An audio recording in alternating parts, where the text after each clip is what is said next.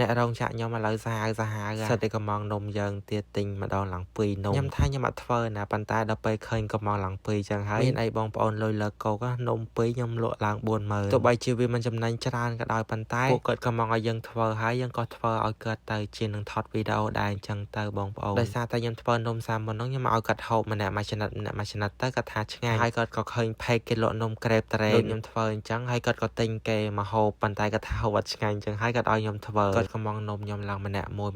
ហើយថ្ងៃនេះខ្ញុំលេងម្សៅធ្វើនំក្រេបហ្នឹងគឺចំនួន280ក្រាមជាមួយនឹងម្សៅពោត20ក្រាមទៀតទាំងអស់វាម្សៅរបស់យើងហ្នឹងគឺ300ក្រាមហើយយើងយកម្សៅ300ក្រាមហ្នឹងយកលាយជាមួយនឹងទឹកស្លឹកតើយដែលយើងកិនហ្នឹងជាមួយនឹងទឹកដោះគោហ្នឹង1000 ml 1000 ml វាស្មើនឹង1លីត្រណាអ្នកនរគ្នាអញ្ចឹងហើយអ្នកនរគ្នាអាចធ្វើតាមនឹងបុកដកគុណចៃទៅតាមនឹងទៅបើសិនអ្នកនរគ្នាចង់ធ្វើច្រើនហើយខ្ញុំលាយទឹកស្លឹកតើយជាមួយនឹងទឹកដោះគោស្រស់ហ្នឹងចំនួន1000 ml ហើយយើងត្រូវមានប្រេងឆាហ្នឹងចំនួន100 ml យើងចាក់លាយជាមួយនឹងម្សៅរបស់យើងហ្នឹងទៅណាហើយយើងចាក់ទឹកស្លឹកតើយ1000 ml ហ្នឹងចូលនិយាយទៅនំក្រេបស្លឹកតើយហ្នឹងគឺស្រួលធ្វើទេណាហើយយើងដាក់ជាមួយនឹងពងម៉ឺន8គ្រាប់អ្នកនរគ្នានំក្រេបតែ40000ទេប៉ុន្តែនិយាយពីថាគ្រឿងវិញគឺចុះច្រើនសាហាវហើយបន្ទាប់មកយើងចាក់ពងម៉ឺនចូលជាមួយនឹងទឹកម្សៅទឹកស្លឹកតើយរបស់យើងហ្នឹងហើយយើងយកម៉ាស៊ីនមកវាយក៏បានយើងវាយនឹងដៃក៏បានដែរប៉ុន្តែយើងវាយនឹងម៉ាស៊ីនគឺស្រួលជាងបន្ទាប់មកយើងចាក់ជាមួយនឹងស្ករសអំបិលហ្នឹងចំនួន50ក្រាមវាក៏ជាខាំផែល្បាក់កន្លះខាំណាអ្នកនរគ្នាហើយបន្ទាប់មកខ្ញុំដាក់ជាមួយនឹងទឹកក្លិនវ៉ានីឡាបើសិនអ្នកនរគ្នាអត់មានបាច់ដាក់ក៏បានដែរបន្ទាប់ពីយើងវាយម្សៅរបស់យើងបានម៉ត់ចូលគ្នាហើយយើងយកកត្រហ្នឹងយកមកច្រោះណាអ្នកនរគ្នាពេលដែលយើងច្រោះអញ្ចឹងទៅ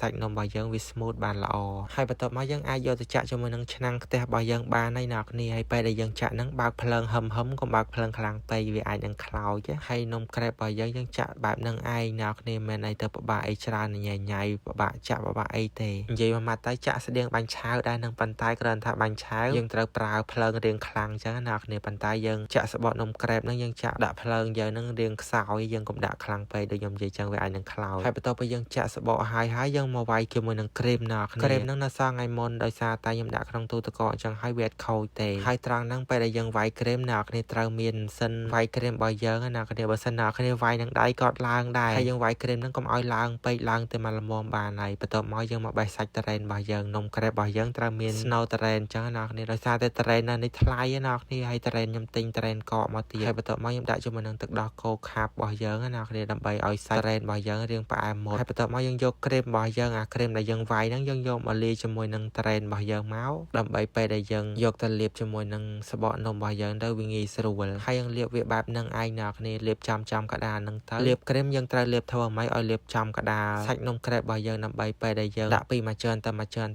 នំក្រែបរបស់យើងឡើងទូនចំកដាលបានល្អហើយយើងធ្វើអញ្ចឹងដដែលទៅណាគ្នាហើយខ្ញុំភ្លេចប្រាប់ណាគ្នាម្សៅនំក្រែបរបស់ខ្ញុំដែលខ្ញុំចាក់ហ្នឹងគឺខ្ញុំធ្វើបាននំឡើង3នំអញ្ចឹងឲ្យបងប្អូនដែលគាត់ចង់ធ្វើលោកអាចធ្វើតាមនឹងបានអ្នកនរគ្នាអាចបុកដកគុណចាយធ្វើច្រើនតាមអ្វីដែលខ្ញុំប្រាប់ហ្នឹងទៅបើតាខ្ញុំគិតថាខ្ញុំធ្វើនំក្រែបឡើង3នំហ្នឹងខ្ញុំចំណេញណាអ្នកគ្នាបើសិនខ្ញុំលក់ទាំង3នំហ្នឹងខ្ញុំបានឡើង60000ហើយខ្ញុំទិញម្សៅជាមួយពងម៉ឺនជាមួយនឹងត្រេនជាមួយនឹងស្លឹកតើយហ្នឹងគឺអត់អស់លុយប្រហែលទេខ្ញុំអស់តែខ្ទង់30000ហ្នឹងអញ្ចឹងហើយមានន័យថាពេលដែលយើងធ្វើនំក្រែបហ្នឹងបាន3នំក្រែបខ្ញុំចំណេញឡើង30000ដែរហើយបើគិតជាលុយដុល្លារខ្ញុំចំណេញឡើង$20ណាគ្នាខ្ញុំធ្វើតែមួយផ្លែតហ្នឹងប៉ុន្តែដោយសារតែទឹកភ្លើងតកាអញ្ចឹងហើយអត់ហ៊ានធ្វើបន្តទៀតទេអរគុណច្រើនបាយ